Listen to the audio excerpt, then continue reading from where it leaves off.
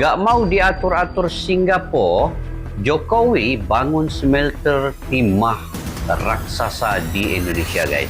Ayo kita simak video ini.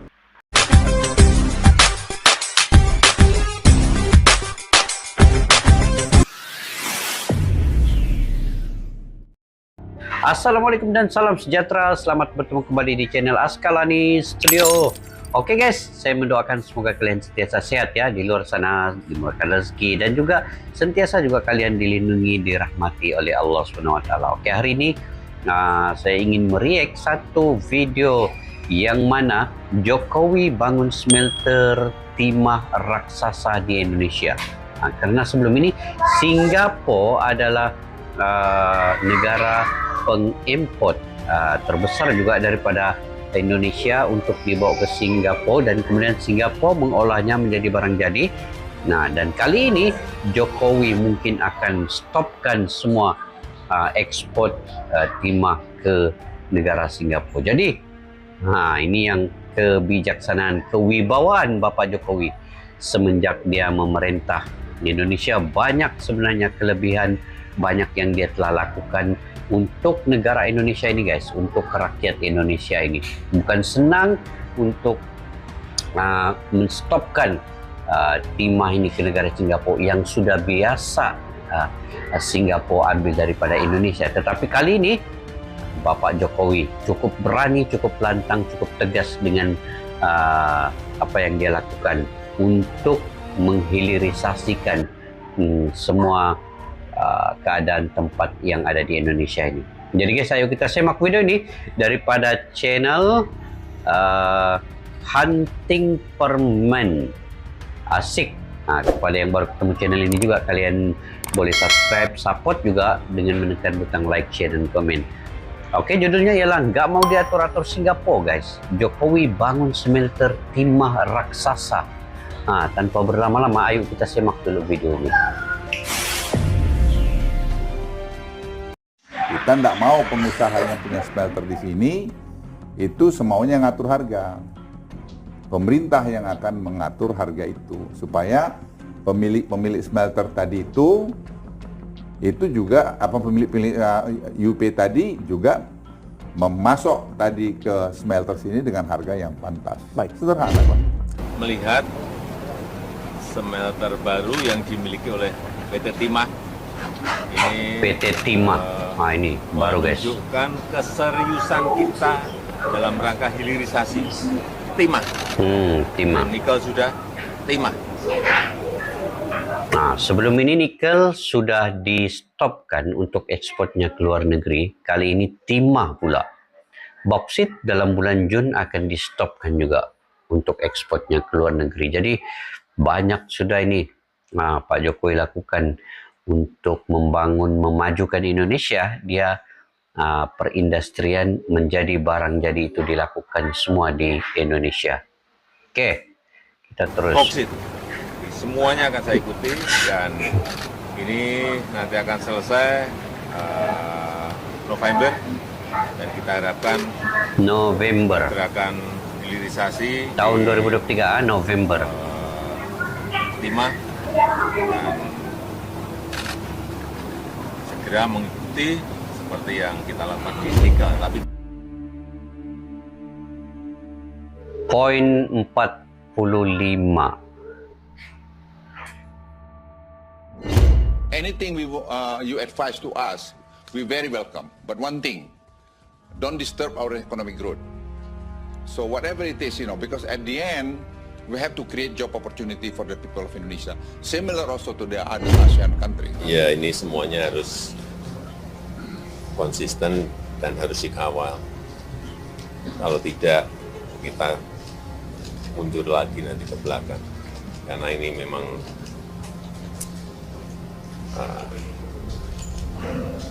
konsistensi itu yang dibutuhkan. Karena kalau enggak, kita balik lagi ke ekspor bahan mentah yang nilai tambah nggak akan kita dapatkan sampai kapanpun. Karena inilah yang akan menjadi lompatan besar peradaban negara kita. Saya meyakini itu.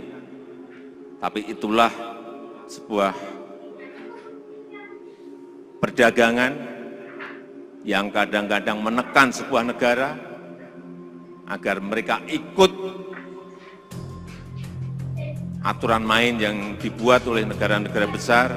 Kita semua ingat Bung Karno tahun 1965 Bung Karno menyampaikan menolak ketergantungan pada imperialisme, menolak ketergantungan pada memperluas imperialisme. kerjasama yang sederajat dan saling menguntungkan. Presiden Joko Widodo pastikan penyetopan ekspor timah akan terjadi di tahun ini. Menurut Jokowi, langkah penyetopan itu guna mendukung upaya hilirisasi industri dan pemanfaatan sumber daya alam Indonesia yang melimpah. Apalagi saat ini Indonesia adalah negara nomor 1 pengekspor ingot timah, di mana cadangan timah Indonesia adalah nomor 2 di dunia. Tentu saja nomor 2 pelarangan di ekspor dunia. timah ini menimbulkan respon dari berbagai kalangan.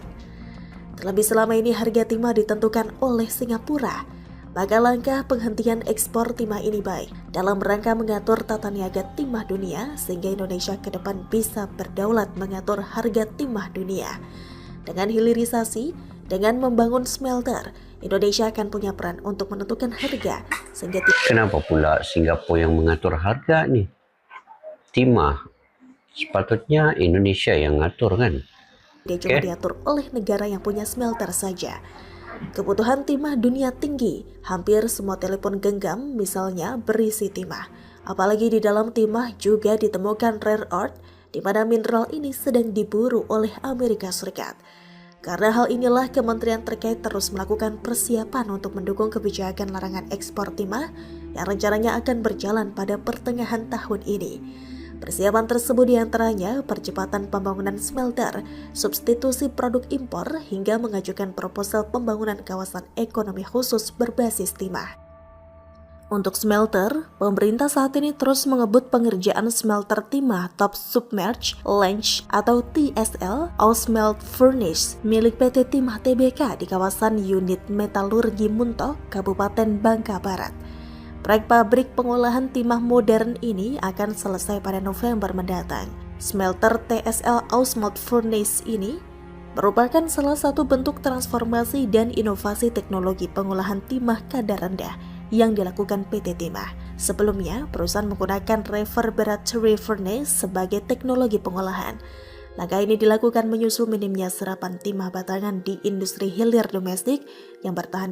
Jokowi mulai merubah keadaan Indonesia dengan banyak membuat gebrakan dan kebijakan ekonomi hingga politik yang lebih progresif. Ini memang banyak sudah dilakukan. Namun pasti penerimaan Singapura yang bersumber dari keuangan Indonesia mulai digembosi dengan sejumlah kebijakan pemerintahan Jokowi. Gebrakan-gebrakan yang dilakukan Jokowi membuat negara itu tidak lagi dianggap sebagai kekuatan ekonomi yang superior. Kini diyakini Singapura semakin ketar-ketir ketika fakta membuktikan bahwa Jokowi akan semakin mengkerdilkan ekonomi Singapura dan mengancam kedaulatan ekonomi negara tersebut. Sehingga bukankah tidak mengherankan jika Singapura kemudian bermanuver dengan mendekati musuh Jokowi?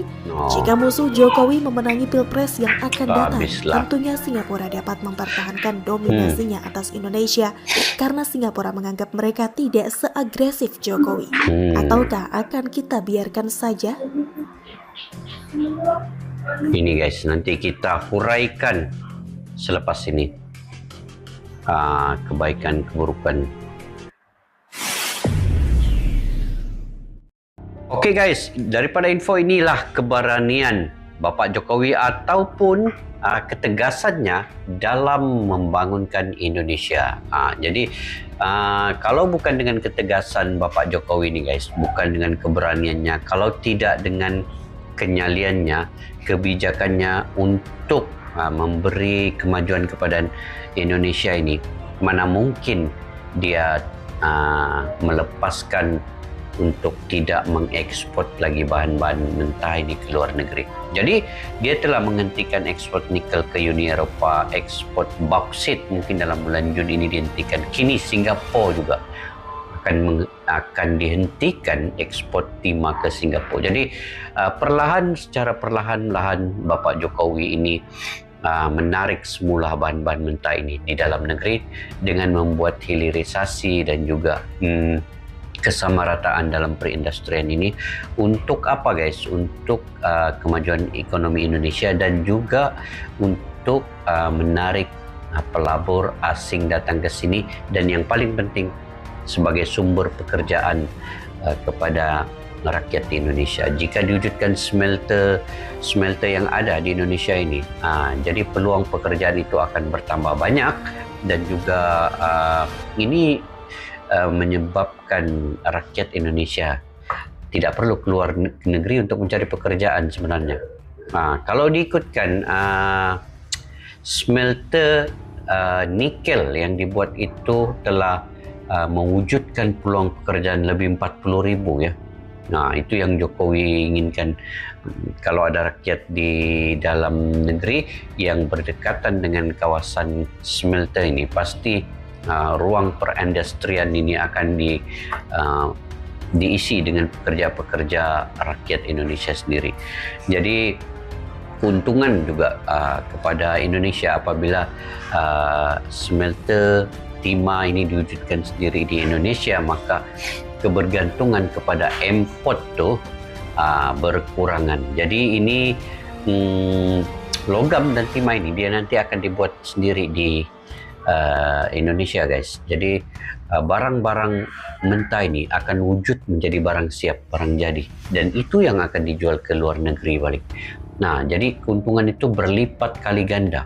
Kalau diikutkan 10 kali lipat nih keuntungan untuk bena barang jadi ketimbang menjual bahan mentah itu. Kalau contoh harganya 500, tapi bila sudah jadi barang jadi, mungkin harga itu boleh jadi jutaan ya, 1,5 juta begitu. Jadi 10 kali lipat harga itu. Jadi keuntungan itu lagi banyak lah. Jadi itulah kebijakan yang ada pada Bapak Jokowi ini guys. Selagi mana dia memerintah, selagi itulah dia akan melakukan konsistensi untuk membangunkan kemajuan Indonesia ini. Saya percaya ini Bapak Jokowi ini dapat melakukan yang paling terbaik.